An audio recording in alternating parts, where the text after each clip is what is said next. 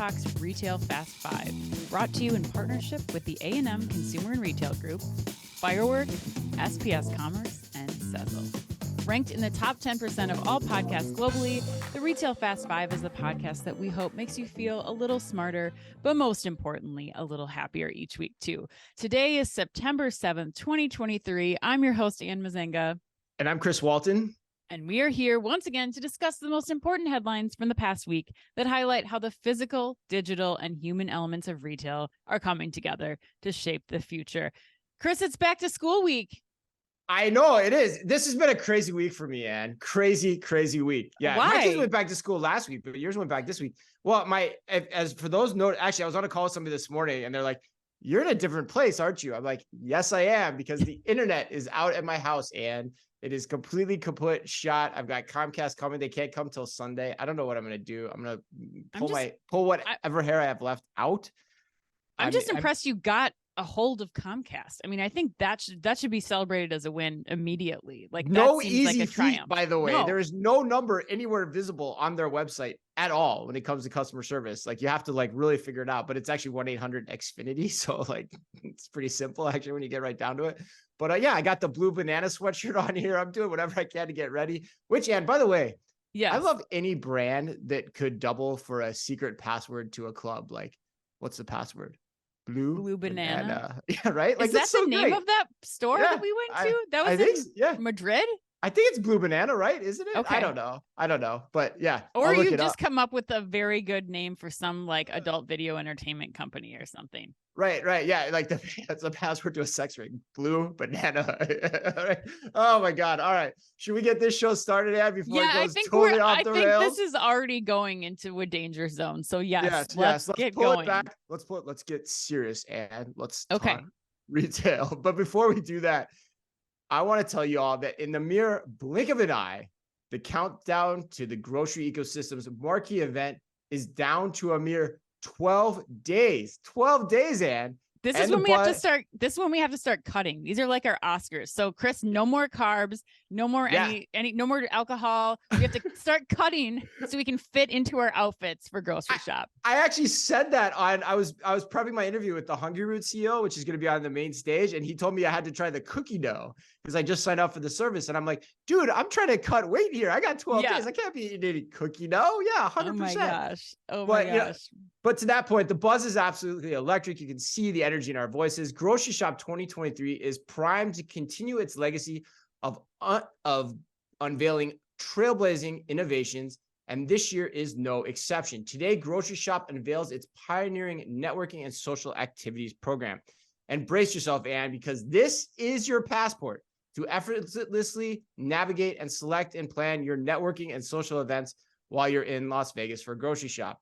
With a wide array of 20 unique events, this program promises an unparalleled experience unlike anything you've seen before. I mean, it does sound pretty damn awesome, man, when you get right down to it, doesn't it? Oh, yeah. It's going to be great. I cannot wait. This is your opportunity to supercharge your 2023 ROI while immersing yourself in loads of fun. We cannot emphasize this enough.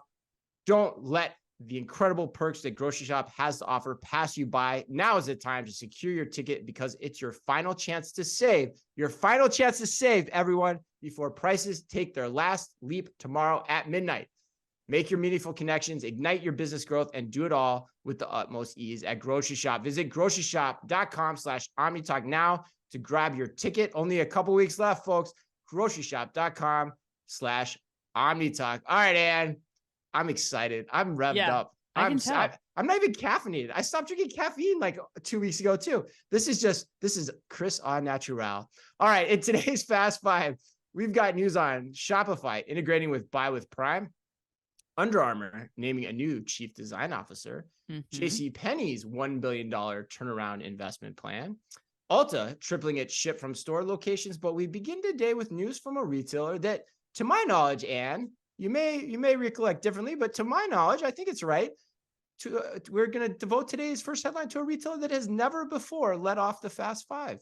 I don't think so. I mean, the only thing I could think of might be the cashierless checkout store that they opened, but I don't even know if that's made the Fast Five. So let's go ahead. Let's do it. Headline number one, Chris. Giant Food is planning to start doing receipt checks and to stop selling national brand items as it deals with theft. Take a minute, digest that one. It's a pretty big change. So according to Grocery Dive's Sam Silverstein, employees at a Giant food location in Washington, D.C. today will start inspecting shoppers' receipts when they leave the store as a supermarket chain tries to, according to Giant Food's spokesperson, John Aarons, quote, mitigate the unprecedented levels of product theft that has become unsustainable for our business, end quote. In addition, the grocer also said that it plans to stop carrying certain national brand health and beauty products to boost the supply of similar private label items it stocks at the store in the coming weeks. Giant did not specify which national brands it intends to stop carrying at the Washington, D.C. store, but the Washington Post reported that the brands could include Tide. We have Schnick noted in the I think it was a typo in the article. Actually, I think they meant Schick because I did look up Schnick, and let me tell you, that's if you Google that, make sure you're not at work because it is the title of an adult film. It was an accident. Blue Banana Productions. That's for the After Dark podcast. But it does, the brands that they may be removing include Tide, Schick, Dove, Degree, Pantene, Colgate, and Advil. And Chris, you know what? We're going to start off real hot today. Oh, yes. Real hot. Bring it. This is the A&M put you on the spot question. Ooh. A&M would like you to answer this question in addition to your other thoughts on this headline. But A&M wants to know, how do you anticipate that national brand partners will react to what Giant Foods is doing here? If we don't, their strategy of if we don't have it, they can't steal it. Is this an invitation for manufacturers to start practicing in theft prevention efforts? Sorry, to start participating in theft prevention efforts with their retail partners? We don't have it, they can't steal it. What do you think, Chris? So is it an invitation to the CPG partners to start participating in the theft prevention efforts? Wow, that is a great question to start us off today. I love it. That's why I love the A&M team so much. My answer to that is pretty matter-of-factly, Ann. God, I freaking hope so. I think that's how I would sum this up, because I think this headline, as we sit back, there's been a lot of headlines about shrink, but this headline shows that we have hit full stage problem stage, right? Yeah. Full level problem stage with this. Yeah. I mean, you've got this story. You've got the news of, which we didn't even cover on the Fast Five. We talked a lot about it, but Dollar General saying they're going to do shrink formats, which is the first time I've heard of a shrink format. I don't remember ever talking about that in my career at Target or Gap. Like, we had a shrink format. You had shrink tactics, but never a store designed solely for shrink to, eliminate shrink. And then you got stories of Walmart putting police stations inside its stores, like in Georgia, right? If I'm not mistaken. Yeah, exactly. Yeah. Yeah. But the capper for me, honestly, and despite all those stories, and this is the biggest one, but the capper for me is I posted a picture on social media this weekend that a friend sent me of the body soap aisle at Target in San Jose. It was remarkable. The entire aisle was 100% behind glass. Like, you could see it, Dove soap, which was one of the things they called out that they're going to remove from the shelves, all behind glass. And the post just blew up. It's clearly a hot button issue. But what I care about, Ann, in what we do is coming up with solutions, right? And that's what's interesting about this is I can't fault Giant for trying this. It seems like everyone's getting desperate. They're trying something. But if I look into my crystal ball, it's sad to see them doing this. It's sad to see Dove behind glass at a Target.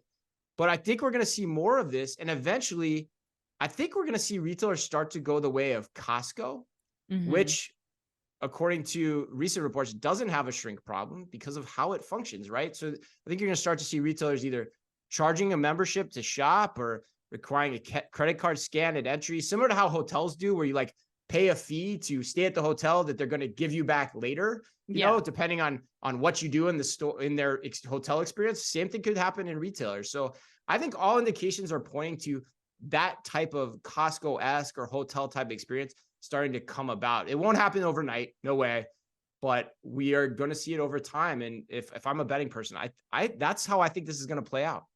Yeah, I agree. I mean, I think I don't have a lot more to add. I think you did a really good job summarizing that. I think that controlling the exit, what they're doing here, is the best thing that they can do for now. I mean, I think Right. that's the best way. You're not putting structures in place to like let people pass to get out. You're going to do your best that you can with the people, the individuals that are in the store that can help to try to monitor that and at least set the expectation for the customer, at least until the retailers can start truly investing in the technology that are going to help them operate the stores so that they can prevent shrink and to do that more efficiently and cost effectively. And I really do love A&M's question because I think it's a really important way to also start to bring the brands into this whole conversation because it does impact them. Like the shrink is not just something that Target's responsible for or Walmart or Giant is responsible for. I mean, it comes back to impact everybody in the whole ecosystem. So I think if the retailers can start to pitch it to their brand partners as not only are some of these investments that you're making in tech in the store to prevent this going to allow you to like better personalized promos, for example, because once that person walks in, if they're scanning their palm or they're scanning their phone, like, or even their credit card, like now you know who that shopper is, which you haven't had the ability to know before. And so I think that there's a way to pitch this smartly to the brands to be like, let's invest in this technology together because it's gonna help everybody in this scenario and also removing that shrink number that's really starting to grow. But the removal of the products, Chris, like I just have to, that seems like overkill to me. I mean, I don't know what your thoughts are about that, but like, it seems like there might, I don't know, could that be an excuse for something else? Like they're trying to push more own brands, but I don't know about that. And I don't know how long that's going to last with some of those brand partners to just be like, we're not selling Tide anymore. Yeah, it's interesting though, because those are the products that are, that people want to buy at discounts on the marketplaces. Nobody cares about buying the private label brands on the marketplaces. And so you can see why it's going there. And so it makes me wonder two things that I would say before we move on to the next headline off of what you said. Like, so it makes me wonder, as some people said to the post on social media too, do we get to the vending machine model too, where those products are available at the retailer, but they're all behind the walls and only available for pickup or delivery or something like that, but the brands don't want that. And so neither do the customers. Yeah. No, and the customers don't really either. And so it actually, the second point is it calls to mind, like we go back to Dollar General format idea. I can remember when we rolled out, it was called the P Fresh format at Target. Yep. And, we actually, as the grocery team, when I was working in grocery at that time, we invited all the CPG vendors into Minneapolis and said, we're going to roll out this format to expand fresh food and frozen food to our customers, to the Target customer. And we're going to expect you to invest in that with us.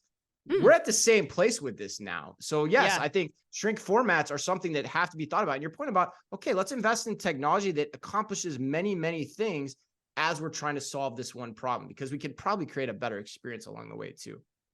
Headline number 2, Amazon recently announced the Buy with Prime app for Shopify, a new app integration that lets merchants offer Buy with Prime via their Shopify store. According to Retail Dive, Prime members who use Buy with Prime on Shopify can now access free delivery and easy returns via Amazon's fulfillment network. With the Buy with Prime option, Amazon Prime members can click Buy with Prime on a product's detail page to pay for their purchases using the payment method saved in their Amazon wallets. The two companies will begin offering the service on an invite-only basis to select Shopify merchants, but it will be available for all US-based Shopify sellers who use or want to use Amazon's fulfillment networks by the end of September. And lots of interesting angles to this one. Are you surprised to see these two frenemies link up like this? No. What does this headline indicate to you? You're not interested. No, second week in a row, right? Collaboration is the new competition, Chris. Right. I mean, yes. This is a win for everyone in the great Amazon versus Walmart debate. I think this is a great move for sellers because number one, it allows them to keep all that product information, promos, taxes, all those things in one Shopify dashboard.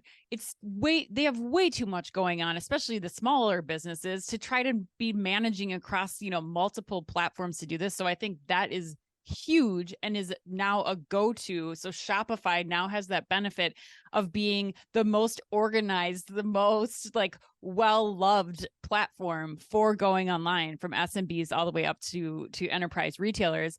And then you have Amazon here, who is also winning. Like, they get more retailers on the Buy with Prime platform. They have another reason to get more subscribers to Prime because they've got all of these benefits, and you can use your Prime benefits across multiple retailers.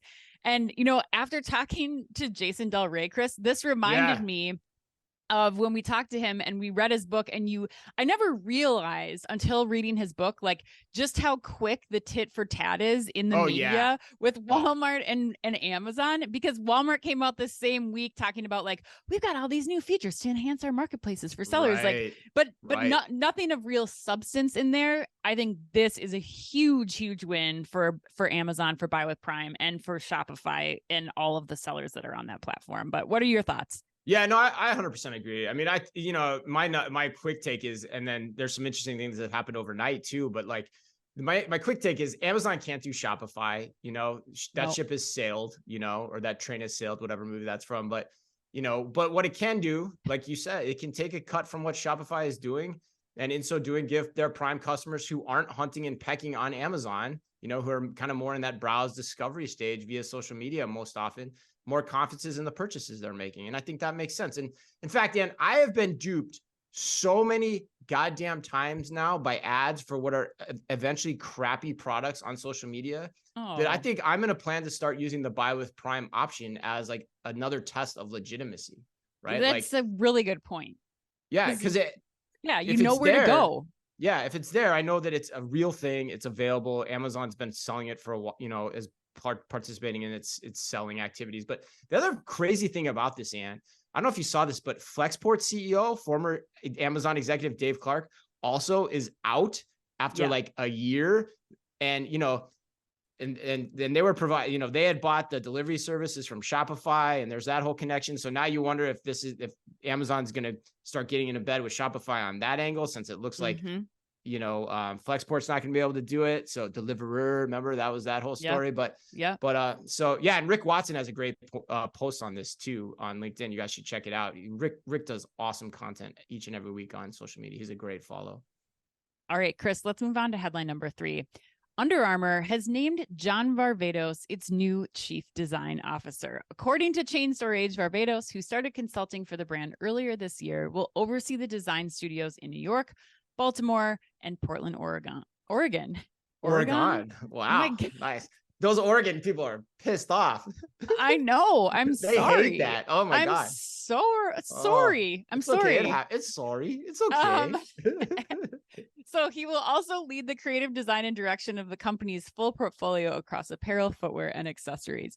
Varvatos joins Under Armour following decades of experience with brands that include Polo, Ralph Lauren, Calvin Klein, and Converse. He is credited with creating the boxer brief at Calvin Klein, and is perhaps best known for his rock and roll influenced namesake menswear brand, John Varvatos, with which he is no longer involved. Chris, what are your thoughts on Mr. Varvatos taking it up at Under Armour in Oregon? Yeah. Well, this is where I'm going to be the contrarian me, you know, that, you know, in a lot of ways I'm famous for. But I actually don't like this move. Really? I'm going against the grain intentionally. I think this move smells of a new CEO, like, you know, Under Armour has in Stephanie Linnartz. And it smells of a move that someone would make when your only experience prior to taking over an apparel retailer is 25 years at Marriott International. And I think years at another hotel before that. So, you know, it's the move of hire the big name guy, try to juice the brand. But at the end of the day, the other part of this story that's interesting to me is, dude is 68 years old, Ann. I looked it up. Yeah. I'm not trying to be ageist, but so there's no telling. I mean, just with that, you have no telling how much juice he has left. But at most, what does he have? 10 years? So like, what happens after that? Like, so it seems like, it doesn't seem like a really effectual move. It seems like the sign of having a CEO at the helm that doesn't understand what apparel and retailing particularly is all about. Now, with that said, I do love whenever Ken Pilot wears his John Varvatos jacket, whenever we see him at NRF in New York. So shout out to Ken. But I don't know. You probably like this though, don't you? I think you love this story. You know, I do like it. Do you really? I think this is what Gap should have been doing. I mean, I think you need someone who your design team can look up to, who customers a name customers might recognize to get them interested in the brand again. I mean, I think even if he is only there for 10 years, I still think he'll give his unique fashion and industry point of view to make Under Armour be differentiated a little bit in the market. I mean, I don't think it's going to move them into a number one position to really compete with the Nikes and Lululemons, but I do think that I'll be excited to see what he comes up with. And he's already been producing some products, so I assume we'll start to see some of the influence that he's had on the design team in the coming lines. But I think, you really do need to make yourself stand out, especially like they're talking about in this article, as people are wearing this product more daily, not just for exercise wear, which Under Armour is synonymous with. So I think, the proof will be in the pudding. We'll have to see what the actual clothing looks like and just how much influence he's had on it. But I think it could be really cool to kind of have that design edge to the Under Armour apparel that makes me go to Under Armour for something to discover in that category outside of my typical Lululemon or Nike. See, I'm gonna push back on you based on something you told me yesterday, which I didn't know. I mean, I kind of knew, we talked about it, but I didn't know the full story. But I still think I think it's a retread. I think it's going back to a retread, idea or brand here in a lot of ways and who he is. But like, you talked about, how Jenna Lyons came to be at J. Crew. Mm-hmm. She was like coming out of design school and then worked at J. Crew and made her chops and just made it known that she was good at what she did. And Mickey saw that and, gave her a lot of power in defining what that brand was. Like, I got to imagine that there's people out there like that could you do the same thing for a lot less money, probably too, and could potentially get a lot more tailwind behind their back. I don't know. That's just my take. This feels like a retread idea to me. Could be. I mean, but Under Armour's been around for how long, and what is unique about Under Armour? What's getting you to go buy that product? I don't know that there is something, so I think it could be worth a shot. And like I said, it's definitely going to come down to how is the product differentiated. If it's not, then I agree with you. This was not a smart move. But and what's unique is we must protect this house 3. Did you read that article? Like, that's their new brand campaign. We must protect the house 3. Like, I'm like, okay, fine. Yeah, whatever. Yeah. 3.0. All right. This is not gonna help right? you. I know, kind of. Yeah, I know, right? Seems like kind of a retread too. All right. Headline number 4. This one's fun too. JCPenney's has announced a $1 billion turnaround plan. According to Retail Dive, the department store will invest in digital capabilities, in-store upgrades, including tech and merchandising and supply chain improvements. And its plans also entail boosting the retailer's appeal through inclusive and affordable merchandising, customer service, and local community engagement. All the things you would expect to see in a $1 billion improvement plan. Well, mostly expect to see, I should say. And yeah, this is a fun question. I actually like this question. I came up with you for this. For you for this. If you had $1 billion, would you invest it in JCPenney's? That would not be my first personal investment. No. Let's say you had $1 billion to throw around at many speculative investments. Would you invest? I still would not do it. You don't think this is a good investment then? No, but JCPenney's for the shareholders of JCPenney's. JCPenney's putting up this money themselves, and I think it's a great idea. I mean, if you're going to invest in a turnaround, this is how you should do it. Macy's, listen up, pay attention. I'm still not sure that JCPenney's can make a comeback. I will caveat that. I agree with one of the commenters in the article who's like, there's still a relevancy problem for JCPenney. I agree with the next generation. Like, I think there's still more you have to do. But I think they are making the right investments in inventory accuracy, enhancing point of sale, associate tools, like improved mobile app experiences for your guests. Like, all of that are crucial pieces to a turnaround, developing the foundation so that when you do start to bring in relevant brands, you do start pushing new customers to your store, you are going to give them an experience at JCPenney that they have never had before. So I think that is really, really important. The second thing that I love about this, especially again, if you contrast this with what we're seeing Macy's do, I mean, Neil Saunders just put out some amazing photos of some tours to Macy's. And, Macy's is going there. They just are dropping the market at Macy's to just call it, the market, or on 34th, these brands, a turnaround is not dependent on branding. It should not be a branding exercise. It has to be what JCPenney is doing here, and that's investing in the technology, the infrastructure that's really going to make your brand function, from, you know, supply chain all the way down to, you know, the interactions with your customers. So I would not invest in them, Chris. I would not put up my own money, but I do think that this is really smart. But would you? So let me ask you. So do you think let me ask you point blank. Do you think the shareholders are right to approve this plan then, or no? Would you not have approved this plan? Yes. You do. Okay. Yeah. All right. Yep, that was what I was trying to get at. Yeah. Yeah. And I don't know. I think you can turn around a brand through creative advertising. You know, DeWalt's the perfect case study for that. But I think the point that you're making is smart, because like what you don't see in this announcement is all the whiz bang stuff, you know, which you called out Macy's, which Macy's is famous for that. Right. Yeah. And so I actually think, from a shareholder perspective, this could have good returns. And I say that for two reasons. One, this company, believe it or not, still does over $7.5 billion a year. How many brands would like to have a relevancy problem with that type of volume? Yeah, that's right. Kind of insane when you think about it. And they still are profitable. They had net income of $220 million last year. So regardless of what we say, I still think it's a dying business, but there's still an audience for department stores. Like, people are still shopping at them, which brings me to my second point. And it goes along with what you're saying too. I said on this podcast when he was hired that I loved the hire of Mark Rosen. I love that they made that hire, because he's a longtime head of e-commerce at Levi's. He's a longtime retail guy. I co-presented with him at a Women's Wear Daily conference in New York. I think it was back in 2015. And the guy gets it. He gets omni-channel retailing, what it's about at its core.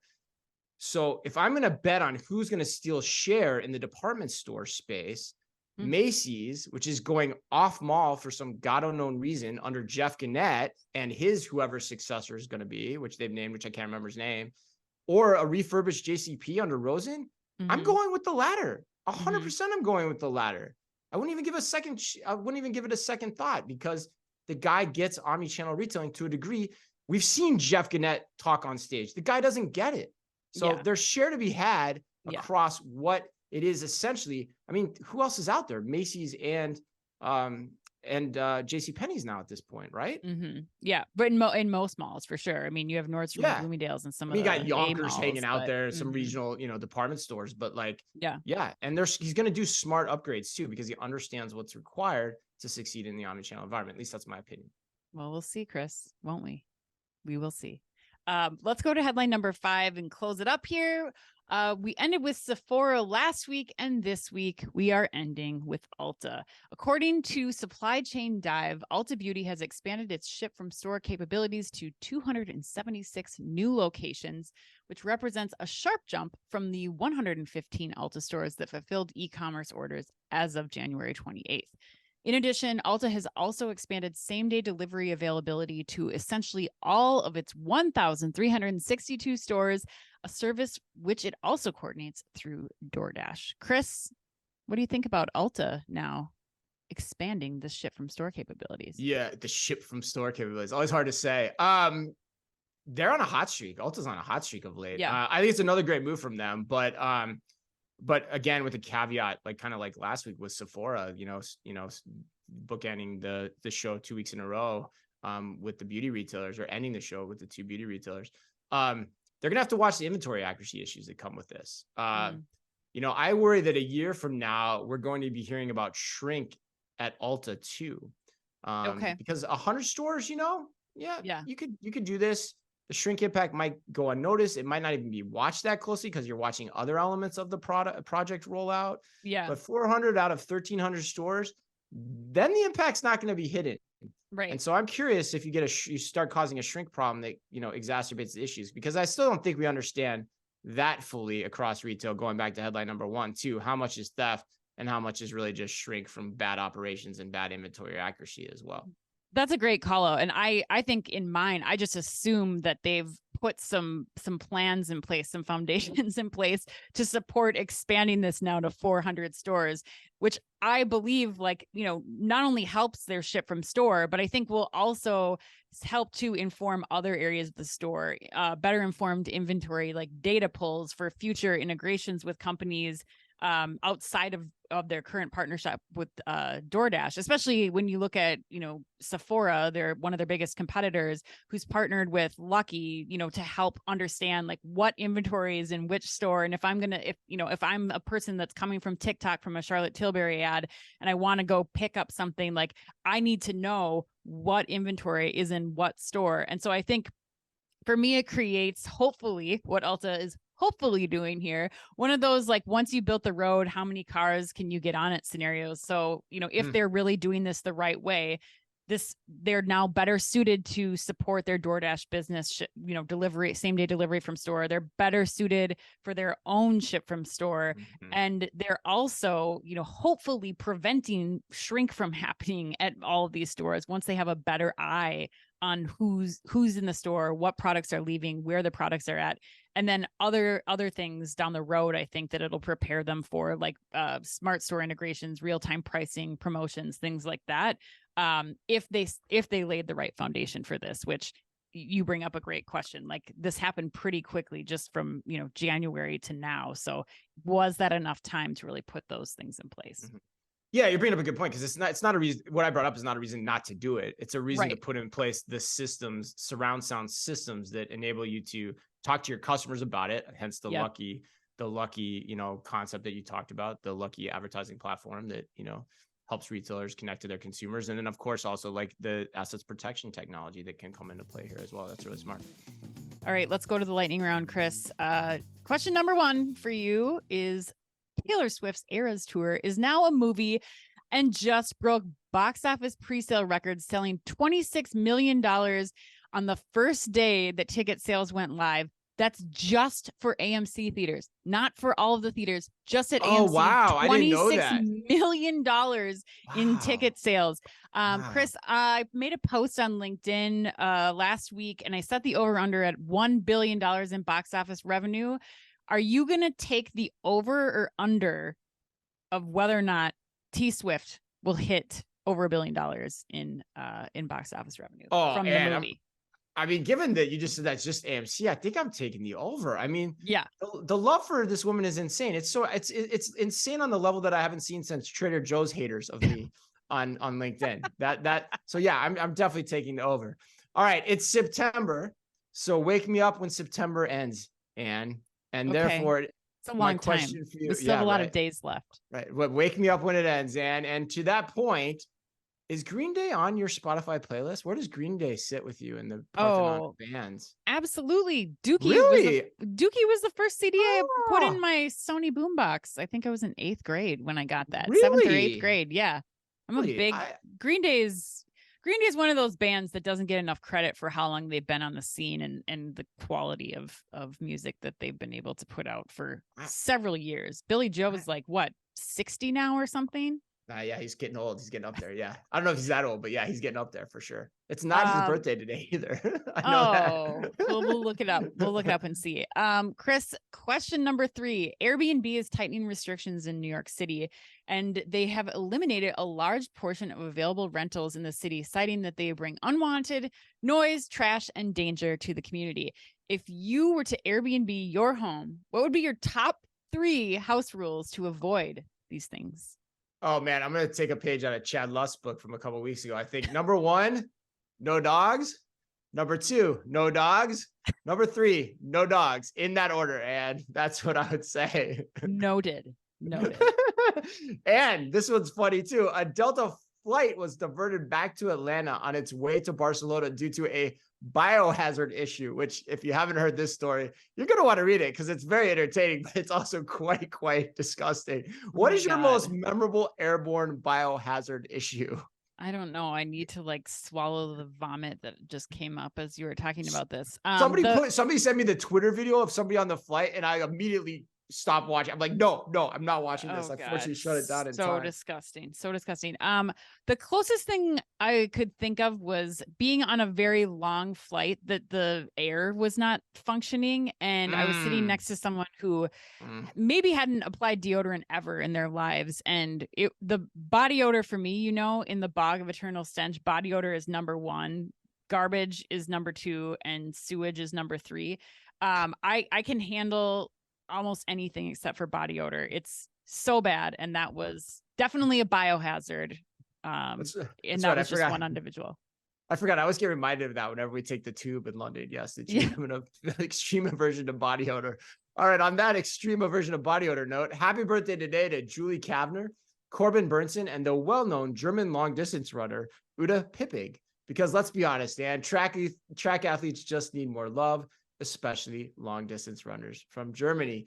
And remember, if you can only read or listen to one retail blog in the business, make it Omni Talk, the only retail media outlet run by two former executives from a current top 10 U.S. retailer and two people who absolutely love doing what they do. Our Fast Five podcast is the quickest, fastest rundown of all the week's top news.